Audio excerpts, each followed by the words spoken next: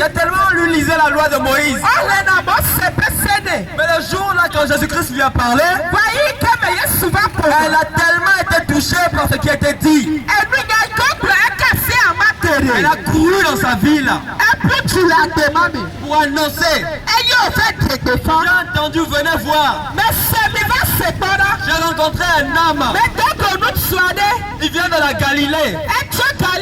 Il m'a dit tout ce qui est ma vie. Venez rencontrer Jésus. Frère, nous ne te prêchons pas la religion. Ma soeur, nous ne te prêchons pas la religion. La religion. La religion. Nous ne te prêchons pas cette religion parce que dans le monde il y a tellement de religions.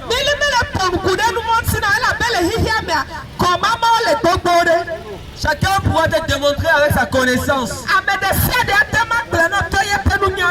que c'est sa religion qui est la bonne. Chacun pourra te dire je suis dans cette religion parce que je suis né dedans. Je suis catholique parce que je suis né dans une famille catholique. Je suis protestant parce que je suis né dans une famille protestante.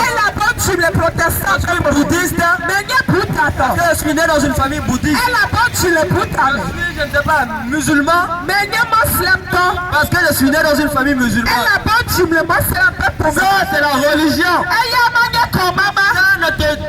Ça ne te manifeste pas le Créateur. C'est pourquoi beaucoup sont dans cette religion-là. Mais ils n'ont jamais eu la révélation de Dieu. Comment peux-tu parler de quelqu'un sans l'avoir vu? Comment peux-tu aimer quelqu'un que tu n'as jamais vu? Comment peux-tu connaître quelqu'un que tu n'as jamais connu? C'est impossible. Ah, aujourd'hui, la religion te parle de Allah. Mais pourtant ils n'ont jamais rencontré Allah. Beaucoup de chrétiens te parlaient de Jésus-Christ. Mais ils n'ont jamais rencontré l'homme de Galilée. Beaucoup vont te parler de Bouddha. Mais ils n'ont jamais rencontré Bouddha. Alors comment faire la différence? La différence se trouve lorsqu'on rencontre la vie.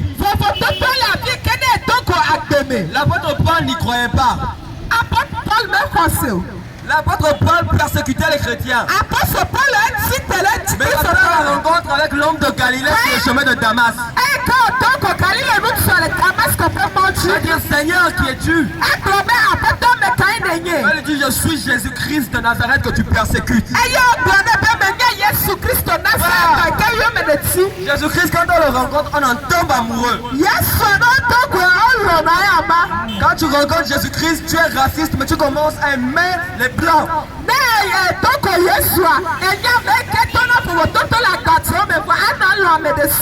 Tu es blanc et tu vas commencer à aimer les noirs.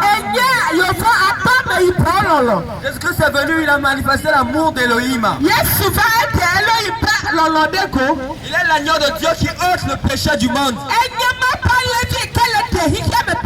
ôte le péché que tu câlines. Ce péché que tu caches. Ton imam ne le sait pas. Ton pasteur ne le sait pas. Ton père, ta mère ne le sait pas. Mais Jésus-Christ te sait. Et il sait que ça ne te plaît pas. Il sait que tu veux abandonner. Il sait que tu veux délaisser ce péché. C'est trop dur parce que tu n'as pas la puissance contre le péché. Mais il y a quelqu'un dont je te parle aujourd'hui. Il a vaincu le péché. Et parce qu'il a vaincu le péché, il va te délivrer aussi du péché. Il va croire en un Elohim qui s'est manifesté en chair. Qui a vaincu le péché. Qui est mort. Qui est ressuscité. Je crois en tous ces Elohim qui sont morts et sont restés dans leur tombe. Bouddha est venu, il n'a pas pu vaincre le péché. Il est mort, il est resté dans sa tombe. Mahomet est mort, il est resté dans sa tombe. Nos ancêtres sont morts, ils sont restés dans leur tombe. Mais il y a un témoignage qui est vivant. C'est le témoignage de la résurrection de Jésus-Christ de Nazareth. Est-ce que vous savez que les scientifiques disent? Les scientifiques disent il y a plus de preuves de la résurrection de Jésus-Christ. Il y a plus de preuves aussi de l'existence de Jésus-Christ. Il y a plus de preuves de l'existence de Jésus-Christ que de l'existence de Socrate, que de l'existence d'Aristote. C'est un ordre que je suis en train de citer. Ce sont des grands savants, des grands philosophes. Vous voulez des preuves pour croire en Dieu? Regardez le lever du soleil. Regardez comment c'est magnifique. Regardez comment tu respires. Regardez comment tu es beau. Regardez comment tu es belle. Est-ce que ça s'est créé du hasard? Tu n'aimes pas le fruit du hasard. Mais tu es le résultat de l'amour du Créateur. Tu es le résultat de l'amour du Créateur. Il a écrit Dieu a tant aimé le monde. Il a donné son Fils unique afin que quiconque croit en lui ne périsse pas, mais hérite de la vie éternelle. Ainsi donc celui qui croit au Fils a la vie. Mais la Bible dit que tous ceux qui ne croient pas en Fils n'ont pas la vie. Alors Jésus-Christ t'appelle. Il dit viens à moi, toi qui es chargé et fatigué, et je te donnerai le repos. Donc Jésus-Christ est dans le chemin, le véritable, la vie éternelle. Il est le seul qui a dit je suis le chemin. Je vous défends de me trouver un seul prophète qui a parlé comme ça. Je vous défie de me trouver un seul homme qui a dit qu'il est le chemin, qu'il a la vérité, qu'il a la vie. Mahomet n'a pas parlé comme ça. Mais Jésus-Christ de Nazareth l'a dit. Jésus-Christ de Nazareth, il s'expérimente. On l'expérimente. Ce n'est pas je crois en Jésus et je crois bêtement seulement. Quand tu crois en Jésus-Christ, la foi est une ferme assurance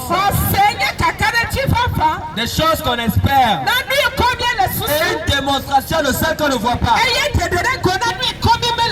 C'est-à-dire que je crois en Dieu et j'ai la preuve de son existence. J'ai la preuve physique palpable, je peux toucher qu'il existe. Ce n'est pas bon, c'est ce jour-là on saura. Ce n'est pas ce jour-là que je saurai. Parce que celui qui m'a rencontré, quand je l'ai rencontré, il m'a fait la grâce de m'apparaître. J'ai la preuve de son existence. J'ai vu Jésus-Christ faire un miracle incroyable. J'ai vu Jésus-Christ guérir quelqu'un qui était entre la vie et la mort. En une seule journée. J'ai vu Jésus-Christ donner une nouvelle colonne vertébrale à une femme qui était paralytique. Jésus-Christ guérit. Jésus-Christ fait des miracles. Tu veux changer tes mauvaises conditions. Tu veux arrêter la masturbation. Mais tu ne le fais pas en étant musulman. Ça va te choquer ce que je te dis. Mais c'est la vérité. Tu peux arrêter la masturbation. Mais tu ne peux pas arrêter parce que tu vas à l'église tous les dimanches. Parce que tu payes ta dîme.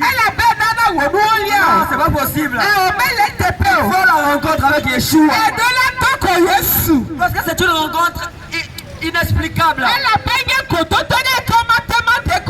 Je vous assure, quand on rencontre Jésus, on n'a pas besoin de te dire d'arrêter le péché. Il fait tomber les écailles de tes yeux. Le péché que tu câlinais avant, tu commences à avoir le dégoût du péché. Christ est merveilleux. Son nom, c'est le miracle. Le conseiller. Le puissant. Le Dieu puissant. Il délivre. Il peut te changer. Il est la vérité. Frère, je peux te dire aujourd'hui, ton chemin mène à Rome. Il y a qu'un chemin qui mène au ciel. C'est le chemin qui s'appelle Jésus-Christ de Nazareth. Aujourd'hui, tu es sur la voie d'Akoné Sewa. Je suis en train de te présenter une voie par excellence. La voie du salut. Parce que son nom aussi, c'est le salut. Yoshua Mashiach. Yehowa Temi. C'est ça la signification de son nom. Jésus-Christ signifie Yahweh sauve. Vous voyez, son nom même parle. Son nom même glorifie. Jésus-Christ sauve. Ne te demande pas de l'argent. Ne te demande pas de payer 100 millions. Mais il t'offre un salut éternel. Les gens sont prêts à payer des millions. Dans les hôpitaux, pour de l'oxygène. Pourquoi? À cause de la vie. L'homme veut vivre. L'homme ne veut pas mourir. Ouais, je vous dis une vérité. S'il y a une chose que l'homme chérit plus que tout, plus que l'argent même, c'est sa vie. Vous ne voyez pas comment les scientifiques travaillent? Ils sont en train de penser qu'ils vont trouver un remède qui va donner la vie éternelle. Mais plus la technologie évolue, Dieu confond leur intelligence. Quand les hommes vivaient plus de 100 ans, plus la technologie évolue, plus l'espérance de vie diminue. Pourquoi? Parce que Dieu est tout puissant. Il est en train de montrer à l'homme par là que c'est lui le détenteur de la vie. En dehors de moi, pas de sauveur. En dehors de moi, nul ne peut délivrer. Regardez comment Jésus a parlé. Et il a démontré. Il a changé les vies de personnes.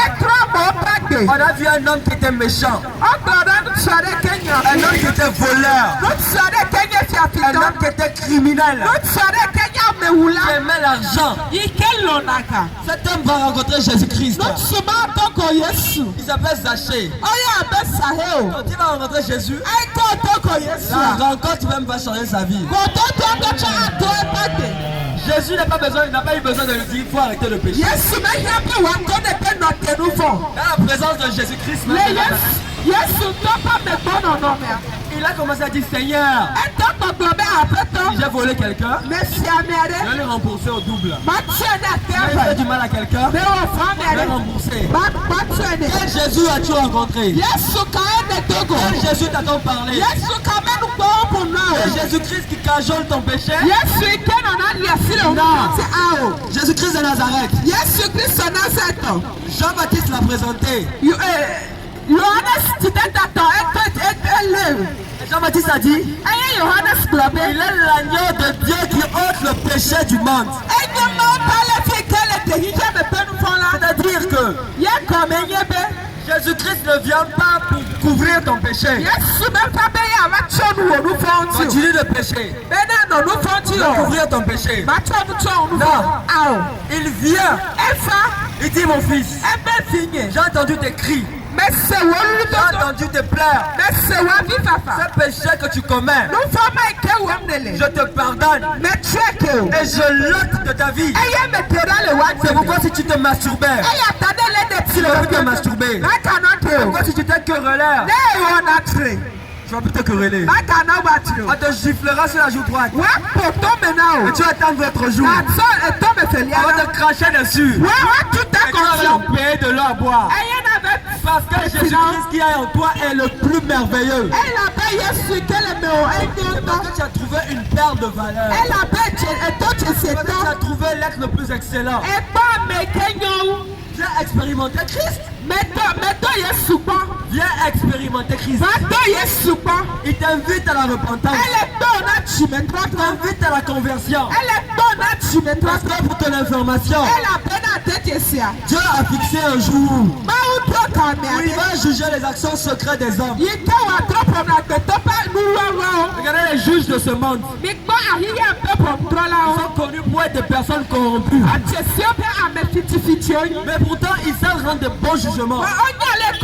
Quand des preuves sont présentées. Et Dieu qui est juste. Quand tu voles, Dieu ne va pas te juger. Oh, beaucoup disent l'enfer c'est sur terre. Si tu meurs, c'est fini. Mais c'est trop facile. Tu vas dire que si c'est comme ça, tout le monde va pécher. Où est alors la justice? Où est alors l'intégrité? Non. Tu pêches, il y a un jugement après. L'enfer ce n'est pas sur terre. Il y a les gens sur terre, ils étaient des hommes cruels. Ils ont tué des gens. Ils ont brûlé le sang. Ils ont même vécu pour la plupart jusqu'à 80 ans. Et ils sont morts d'une cause grave. Mais ils sont en enfer. L'enfer c'est pas sur terre. Si l'enfer c'était sur terre, on dira donne tous ces innocents qui meurent. Ces innocents. Ces innocents qui meurent, qu'est-ce qu'ils ont fait? Pour mourir d'une manière aussi cruelle. Des guerres, tout ça là. Donc Jésus nous appelle. Jésus nous appelle à la repentance. Alléluia. Amen.